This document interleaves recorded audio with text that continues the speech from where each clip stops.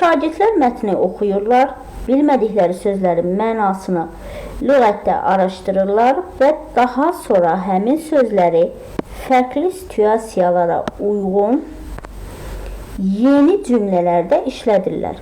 Bu fəaliyyət icra taksonomiyasının hansı mərhələsinə uyğundur? Şagird mətni oxuyur, bilmədiyi sözlərin mənasını lüğətdən araşdırır və sonra həmin sözləri fərqli situasiyada yeni cümlələrdə işlədir. Baxın, yeni cümlədə işlətmə, fərqli situasiyalara uyğun olaraq işlətmə. Şagird burada öz öyrəndiyini yeni vəziyyətdə istifadə edir. Artıq bu, görürsünüzmü? Bir açar məqam qeyd elədim mən burada. Öyrəndiyini yeni vəziyyətdə istifadə etmək. Dərsdə demişdik, bu hansı mərhələ idi? Hansı mərhələnin açar kəlməsi idi?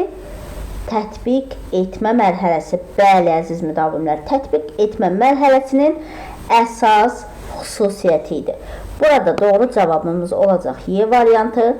Əlbəttə ki, bizə doğru cavab lazım deyil. Bizə lazımdır ki, sualın məntiqini və bizdən nə istədiyini başa düşək və ona uyğun addım ataq. Gəlin digər variantlarda analiz edək. Anlama, baxın, anlama mərhələsi üçün açar kəlmələrimiz nə idi? İzah etmək, şərh etmək. Hamısını indi buraya yaza bilmirəm. İzah etmək, şərh etmək, öz sözləri ilə ifadə etmək. Bunlar artıq nə idi? Anlama mərhələsi. Burada artıq izah yox, bu situasiyada artıq bir tətbiq var, istifadə var, əziz müdavimlər. Keçək B variantına. Təhlil etmək. Təhlil etmək nə idi?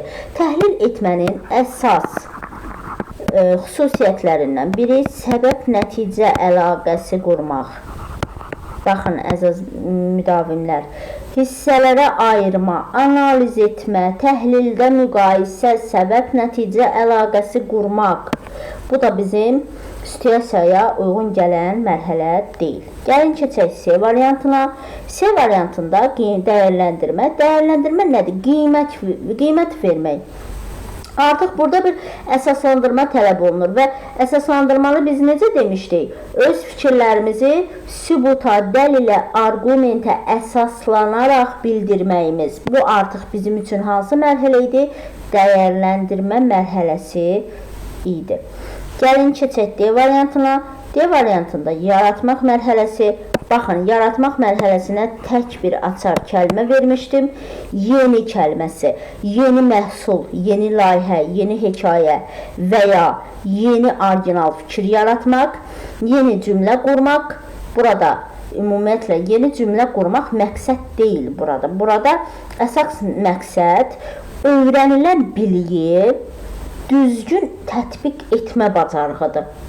Yəni, ola bilər ki, burada yeni cümlələrdə işlədir kəlməsi, yeni kəlməsi sizi çaşdıra bilər. Amma yeni kəlməsi burada sizi çaşdırmasın.